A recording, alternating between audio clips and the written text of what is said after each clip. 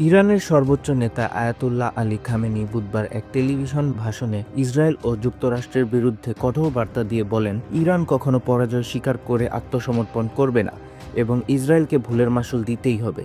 তিনি মার্কিন president Donald ট্রাম্পের সাম্প্রতিক মন্তব্যের তীব্র সমালোচনা করে বলেন, যারা ইরানের ইতিহাস জানে তারা কখনোই ধমকের সুরে এ জাতির সঙ্গে কথা বলে না। যুক্তরাষ্ট্রকে হুঁশিয়ারি দিয়ে খামেনি বলেন, যদি আমেরিকা কোনো ধরনের সামরিক হস্তক্ষেপ করে তবে তার ফলাফল হবে অপূরণীয়।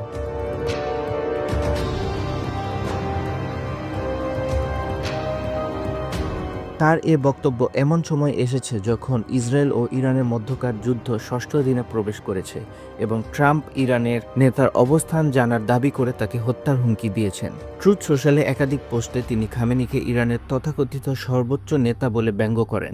দাবি করেন, ইরানের আকাশ পুরোপুরি আমাদের নিয়ন্ত্রণে, যদিও আমাদের বলতে কি বোঝানো হয়েছে তা ব্যাখ্যা করেননি। এরপর আরেকটি পোস্টে তিনি শর্তহীন আত্মসমর্পণ লিখে মূলত ইরানকে আত্মসমর্পণের জন্য চাপের ইঙ্গিত দেন, যার জবাবে খামেনির কড়া প্রতিক্রিয়া আন্তর্জাতিক অঙ্গনে নতুন করে উত্তেজনা সৃষ্টি করেছে।